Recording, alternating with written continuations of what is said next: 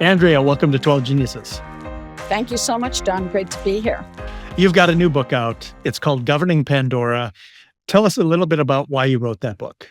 I started writing Governing Pandora a couple of years ago based on an article that I had written for a magazine called Directorship Magazine, in which I looked at the governance of exponential technologies. And my interest in governance has always been a part of who I am as a lawyer practicing on Wall Street, as a general counsel and corporate executive, and in the most recent past as my own business owner doing strategic risk and opportunity advice for companies, businesses, and organizations. So I'm always trying to look at what's next, what the future holds, and how do we prepare for, ourselves for that from a governance and a leadership standpoint. So I've written a ton of stuff over the years. My most recent book before Governing Pandora is called Gloom to Boom: How Leaders Transform Risk into Resilience and Value. And there I mapped out ESG plus T, issues, risks, and opportunities, and the T stands for technology. So I've always had a future-ready, future-forward kind of attitude about we need to be prepared, we need to be resilient, we need to move forward with all the information we possibly can have. So the new exponential technologies that have been really rocking our world for the last few years, starting with Gen AI, but a whole bunch of others as well. For me, these are very new things that board members, managers, and just anybody hasn't really thought all the implications out about. So my idea in Governing Pandora is to get people to think seriously, responsibly, and opportunistically about how do we govern these technologies that are like Gen AI, quantum computing, advanced materials, edge computing, all these different things that we're seeing that we really are getting way ahead of us and we really don't know how to manage. So I wanted to give a little bit of a framework, some additional sort of mega trend analysis for people to understand the context in which we're living so they can be prepared to deal with the trends and the mega trends that we're facing. Can you talk a little bit about your background and how it's prepared you to think about the point of governance and technology governance? Sure. So I have a very interesting background. I was born and raised in Germany and then grew up most of my youth in Spain. And this was when Spain still was under Franco, Generalissimo Franco, the Spanish dictator. And I went through high school there and came to New York when I was in my late teens. And basically, I was fascinated by how countries can go from authoritarianism to democracy, because it was starting to happen in those days in the 70s and 80s. And then in the 90s, we saw a lot of transitions to democracy. We saw sort of a wave taking place. And Spain was among the countries with Portugal and Greece that did it first in the 70s. So I actually dedicated my PhD in political science to the topic of Spain's transition to democracy, looking at what were the factors, especially in the constitution-making process, what were the factors that led to the success that Spain has had. And Spain continues to be a democracy for 5 decades now. So the idea there is governance, good governance at a national level, at a corporate level has always been one of my great passions. And I believe in democracy. As Churchill once said, democracy is the worst form of government except for all the others. And I am a staunch believer of that. And we do have a lot of examples, unfortunately, in recent times of democracies deteriorating, being manipulated, disinformation and misinformation entering the body politic and society. And so we have a lot of challenges that have to do with technology too.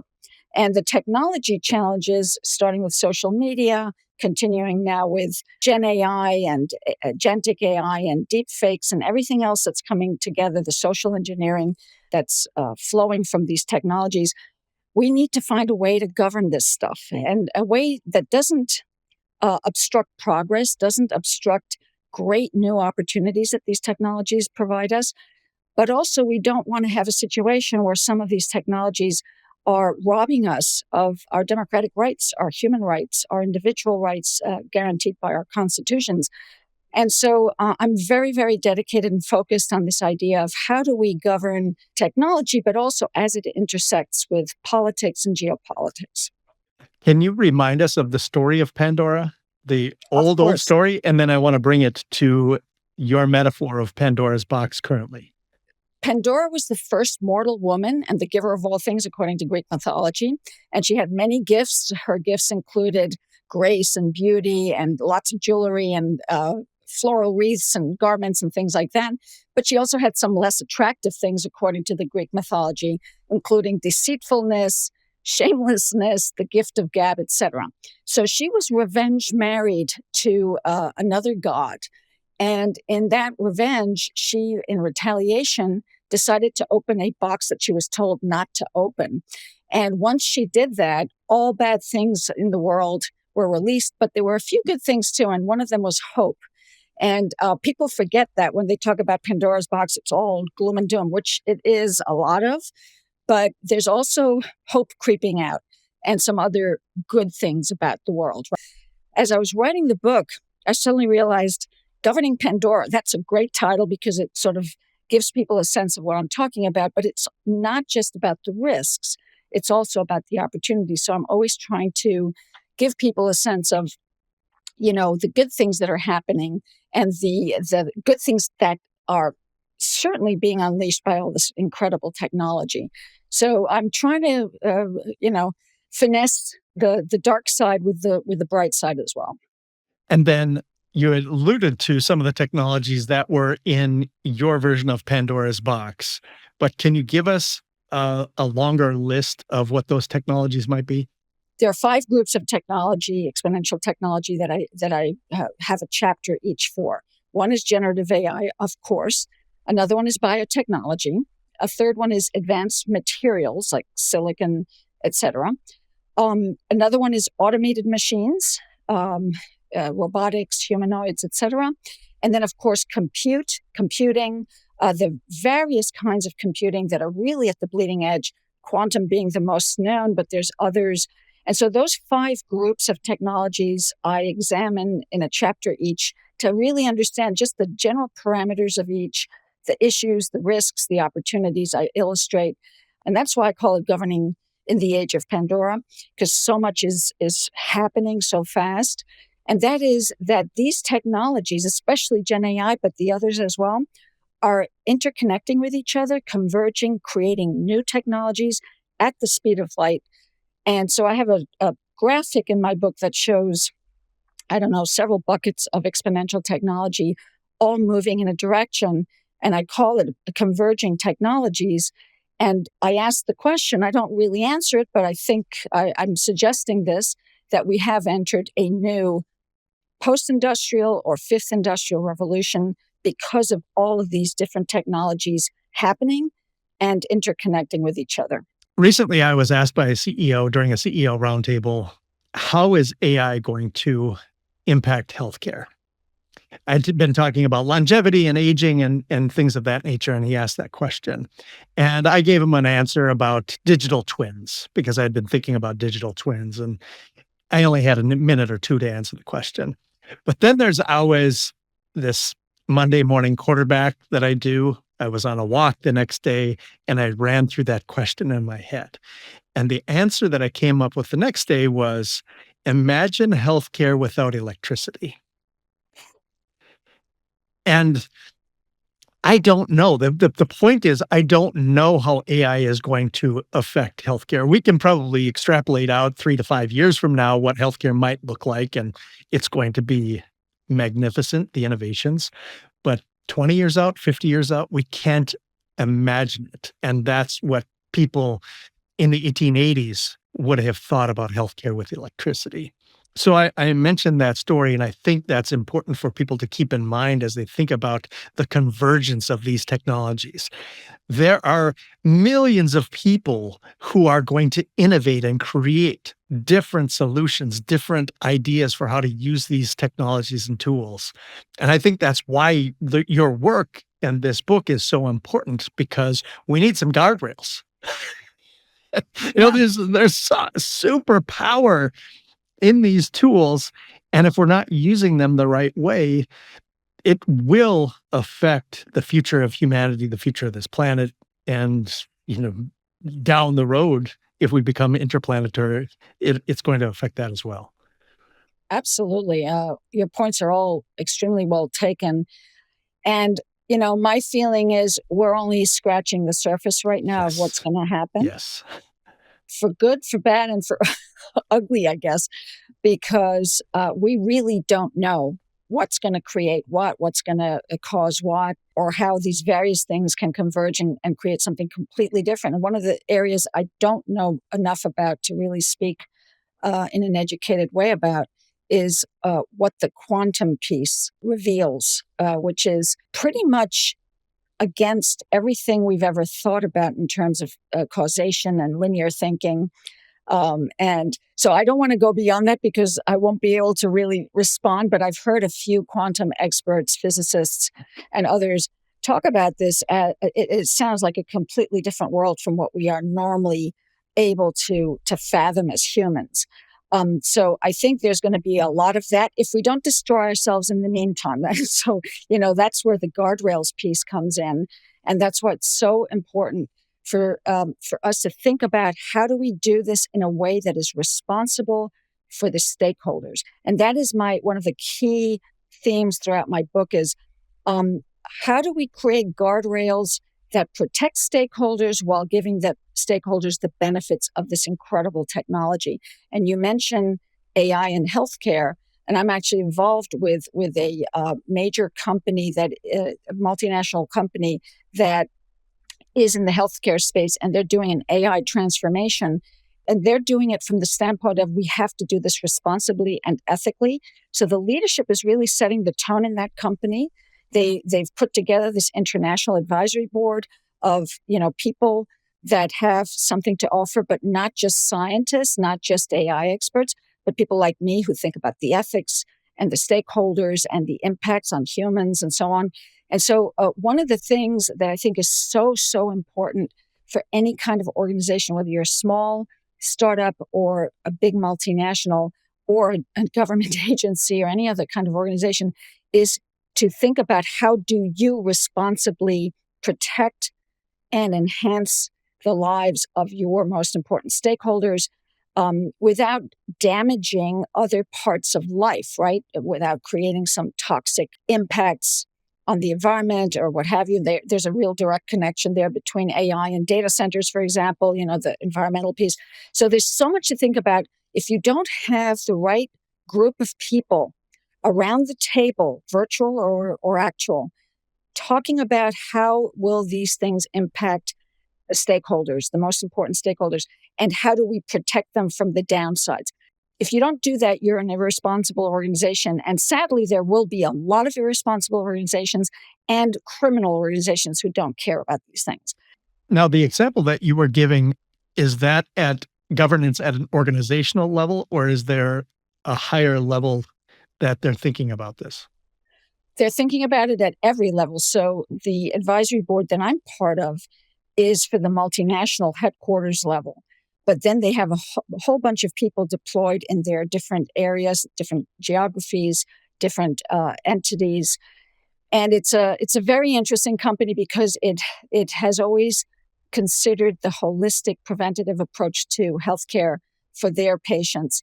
They're mostly in other parts of the world other than the US. They have some presence here.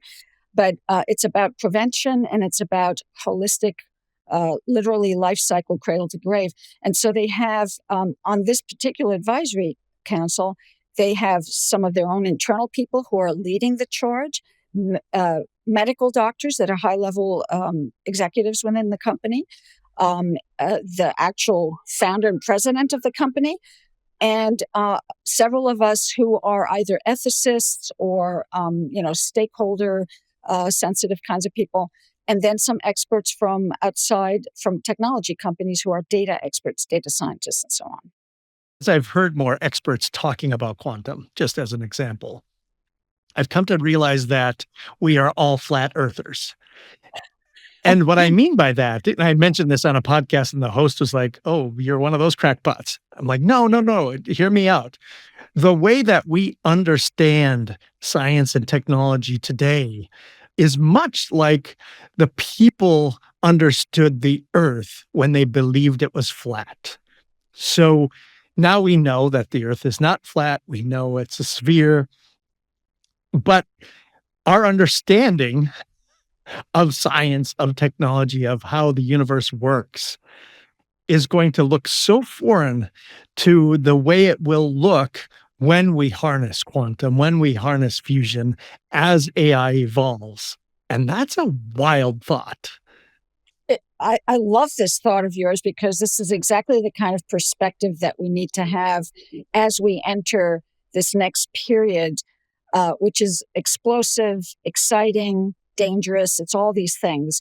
And if we're not thinking, uh, from the historical example that you just gave, for example, that 10 years from now, 20 years from now, 50 years from now, we might have very, very different perspectives because of what we've learned and incorporated into what it means to be a human on planet Earth.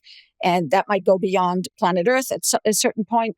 But I agree with you. We need to understand that these things may be quantum leaps, no pun intended, in the human condition. And I think that the more prepared we are to be surprised in good and not so good ways, the better. And my whole perspective in the book and in anything that I do in my work is not that I'm predicting the future, because I have no idea. I can only look at what's going on now and say there's going to be a lot of change. It's not about prediction, it's about preparedness.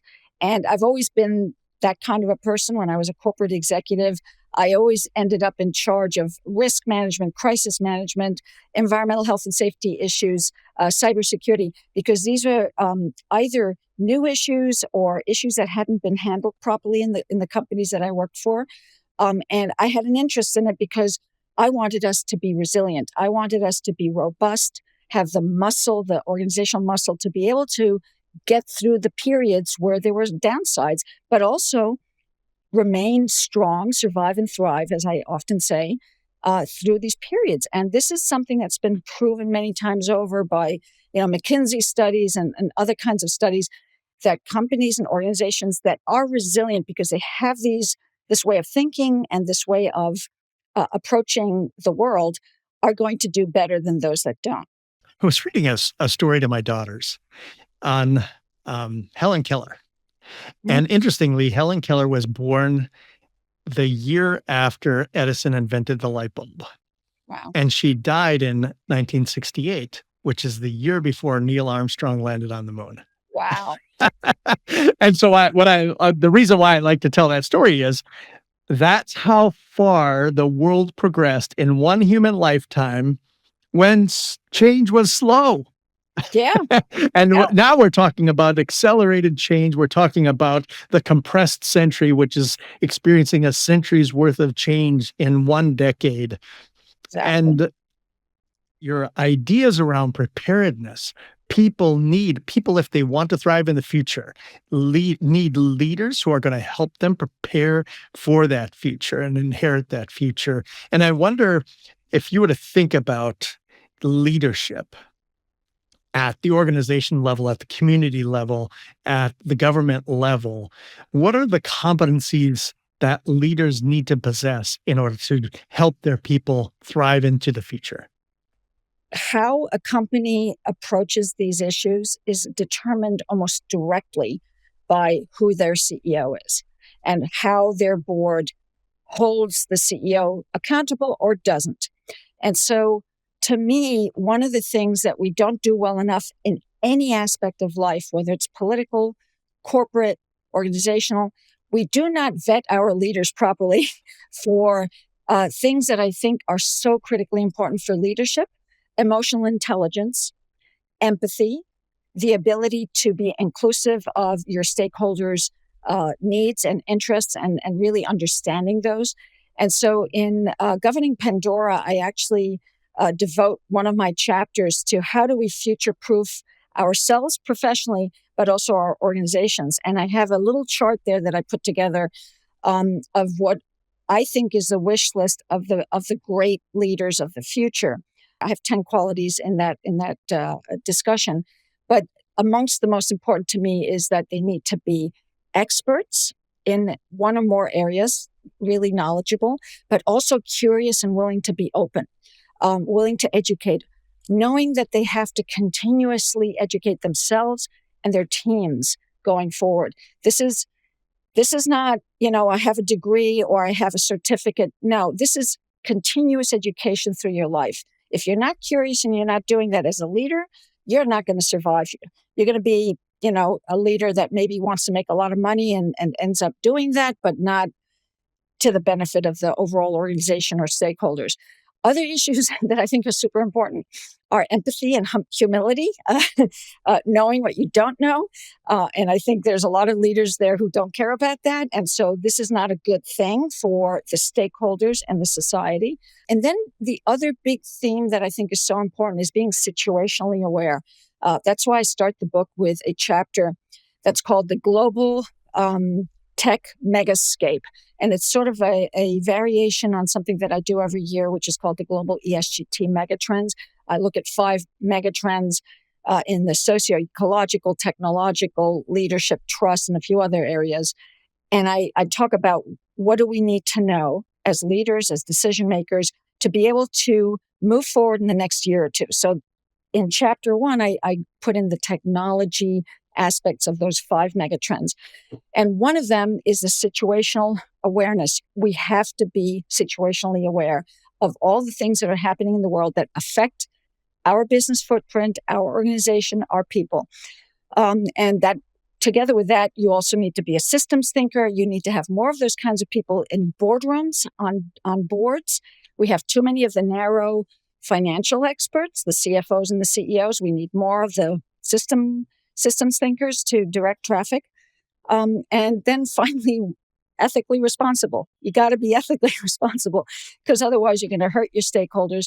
Or if your stakeholders get hurt and you didn't care, that's going to be a big reputational hit on you, on your organization, et cetera.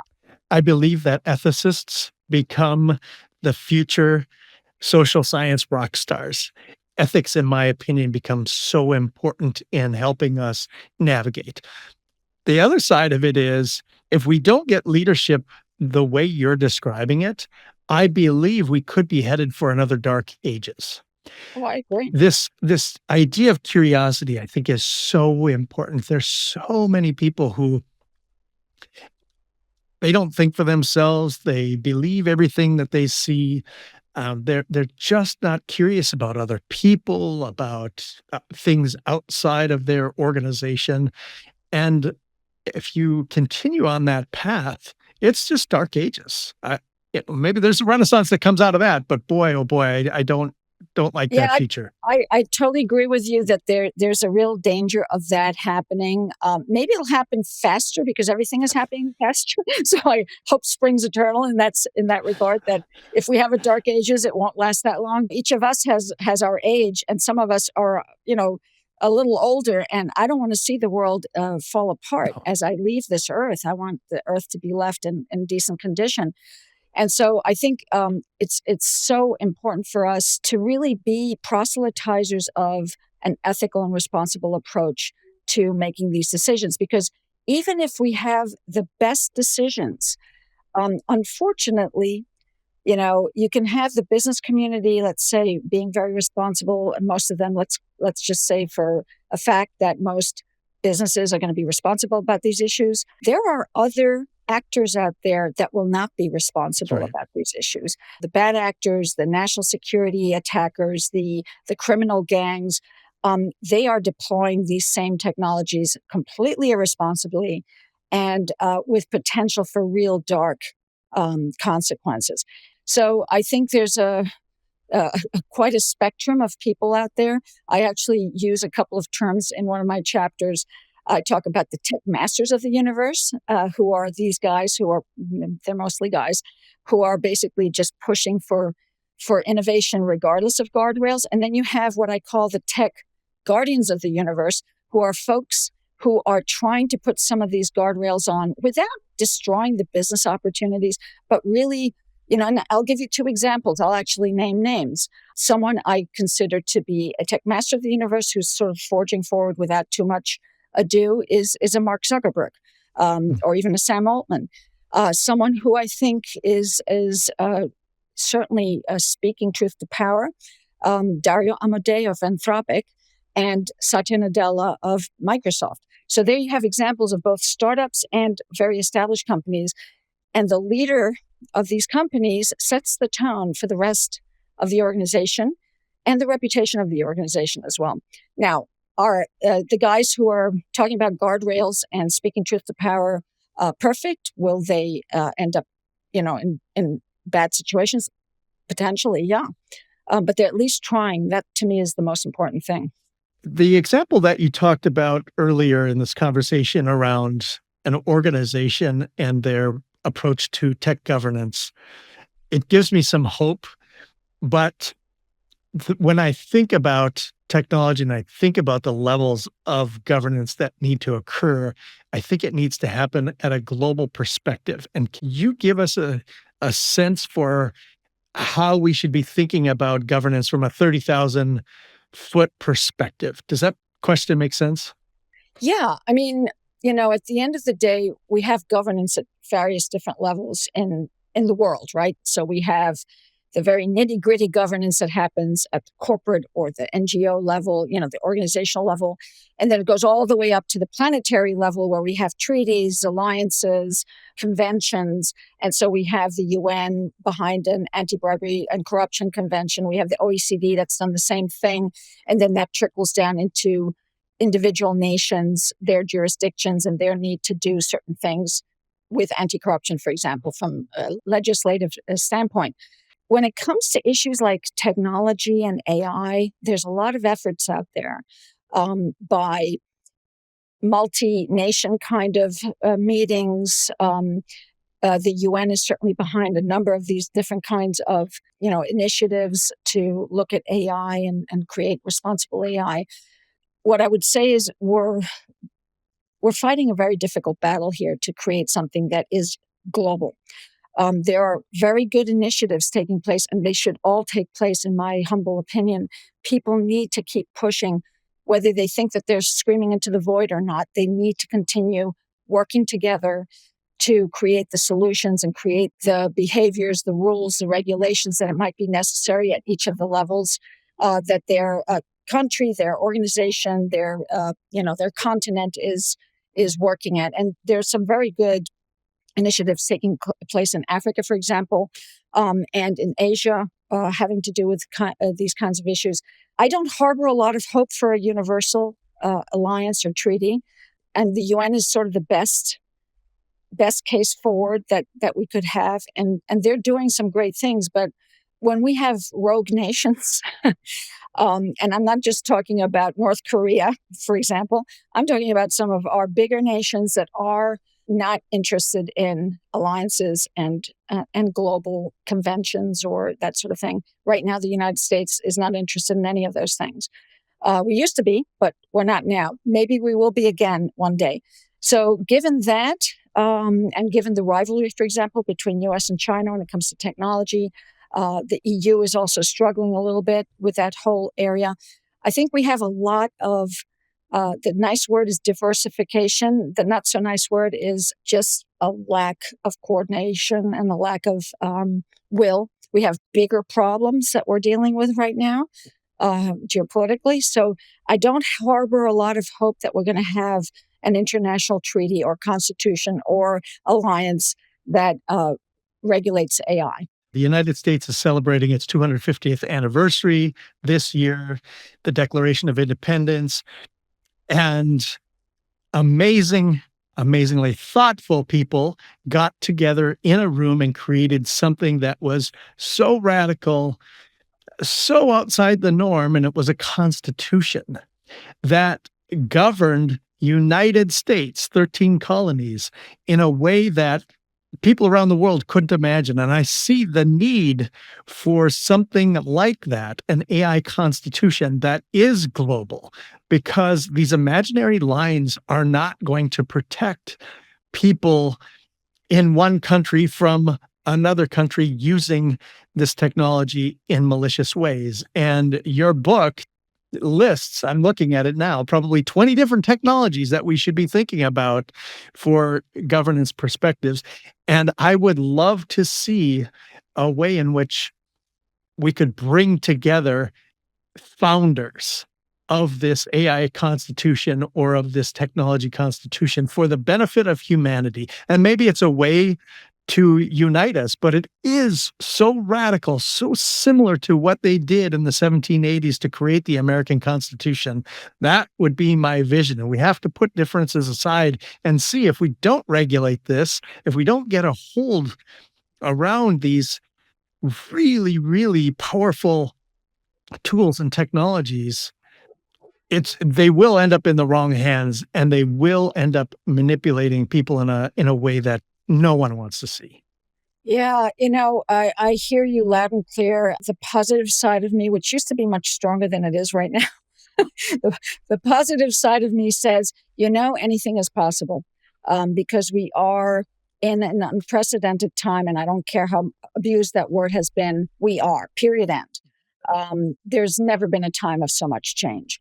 And I'm a little bit of a student of history too, just like you are. And it just hasn't been this scale and magnitude and pervasiveness of change and rapidity of change. The less optimistic side of me worries that it's going to take some pretty bad event to get people to do that. An autonomous AI agentic robot that goes haywire and bombs a city, or you name it. There's all kinds of examples, and we have technology infused now with warfare, which is a very scary thing, starting in Ukraine, in the Middle East, and in other parts of the world, in parts of Africa, where drone warfare, mechanized, semi-autonomous weapons are being used to go after people, innocent people who are just walking down the street. So I'm sad to say that I believe that something of some magnitude has to happen before what you're talking about would be possible. Yeah. And I hope we have an opportunity to do more with less of that happening. But I'm not sure that, certainly given current geopolitical affairs and sort of the disintegration of the old geopolitical order into God knows what, I don't see us having the foresight, the fortitude, and the willingness to come together. And again, I'm not just blaming the U.S. we have Putin in Russia, we have Xi in China, and we have others who wouldn't necessarily want to come to that table unless something really serious happens that affects humankind. So I don't know if you saw the movie Oppenheimer when it came out. Yes, I did. I left watching that film thinking, this is not about atomic weapons. This is about AI. I simultaneously left the theater with an abundance of hope and, oh my gosh, this is the end. Because I was hopeful, because it's been 80 years since somebody dropped nuclear bomb or atomic weapon on another country. That's a long time. And I thought, it's really not that long. and I was thinking about, okay, with AI, this weaponry can be in the hands of you, it can be in the hands of me, and in the hands of everybody. Whereas we've globally governed the use of atomic weapons, nuclear weapons, supersonic weapons to a handful of countries. So that gave me hope, but I just thought that was an appropriate metaphor for this technology that we're talking about. Absolutely. In fact, you already nailed it. The major difference between the nuclear technology and everything that we're seeing now is that it's very hard to develop the nuclear, and it's highly protected, even though there's been proliferation, but it's still under some control. One of the 5 major characteristics of exponential technologies that I talk about in one of the chapters is asymmetry. It allows anybody and everybody anywhere with access to a computer and to Gen AI to find out how to do things and how to build it and how to make it. There's 3D printing out there. You name it, you pull together the data you need, the instructions you need, and the materials you need, and you can build it. And the question is, what evil person or organization or country will want to deploy it? And we're already seeing signals of that in some of the wars that we're seeing around the world. And so I'm bracing myself for the day where some of this starts happening in cities. Suddenly, out of the blue, there's a drone swarm of some kind. So, again, I try not to think about these things because, one life to live and you want to do your best you can every day. But I think we as people, as humans, need to be prepared for what could happen, and guard against the really dark side and the really big downsides. And I'm afraid we're not doing enough of that, is really my point. I'm wondering how you see the near future of work shifting as a result of AI and other convergent technologies. This is such a great and complex question. And I don't have a crystal ball, but I think there's going to be a lot of disruption because some people, some sectors, some jobs will be lost to automation and to, chatbots and all this other stuff. But I think there are a lot of new jobs that are being created as well. And there's also enhancement of existing jobs. And so this is where I go back to the responsible leaders. And I talk about this with boards all the time. You need to figure out in your particular company what the skill set is of your employee population, which ones might be replaced by AI, which ones would be enhanced with the new tools and techniques that we have, and what new jobs might be created that can enhance your business or your organizational activities. And so I think it's a huge responsibility of the board and of the management of the organization, the C-suite, et cetera, to figure that out and to have a conscientious, proactive plan to deal with that. Now, each company can't be responsible for all of society. So that's where governments come in, local, state, and federal, and of course, international in some ways too. How do you fill the gaps? How do you create incentives for companies to reskill their people, to bring in new people for new jobs? How do you help the people who have been displaced, who will be displaced? This whole universal income idea that some people have, I think, is a good one for certain populations, not for everybody, but for those who really will lose their jobs and can't get reskilled because they're older, because of other circumstances, their geographical area doesn't have other jobs for them, et cetera, et cetera. So I think it's a joint responsibility of the business sector and the government sector to really think this through. And of course, the NGO sector that focuses on technology and jobs, everybody has to work together to find the solutions that are the best for society. We cannot afford to have a bunch of people unemployed because there's all these corporate cuts. We need to incentivize the corporations to also be responsible in how they do that. And I think could be a win-win. Whenever you have business, government, and society coming together on some of these big picture issues, you can have some pretty good solutions coming out. And we've seen this in environmental policy, and we've seen it in some other social policies. I want to close this conversation on hope. And you wrote the book, Gloom to Boom, as well. So I'm hoping that you can leave us with a feeling or a sense for what fills you with a sense of hope. If we can guardrail some of the dark sides and downsides, I have endless hope that the new technologies that are being invented, the healthcare, the educational ones, the environmental, the climate tech is already like very advanced. Solar could power the entire world at some point. So I am incredibly hopeful and incredibly positive about the amazing technology strides that people are making around the world. The people who are thinking about innovation, thinking about curing cancer, thinking about helping environmentally exposed coastal areas and other kinds of technologies to help society, to help biodiversity, to help with the onslaught of carbon dioxide. Those people have my admiration, my hope, my gratitude, and I hope they win in the long run because we really need them to. Fantastic. Andrea, this has been a phenomenal conversation. Thank you for your time, and thank you for being a genius.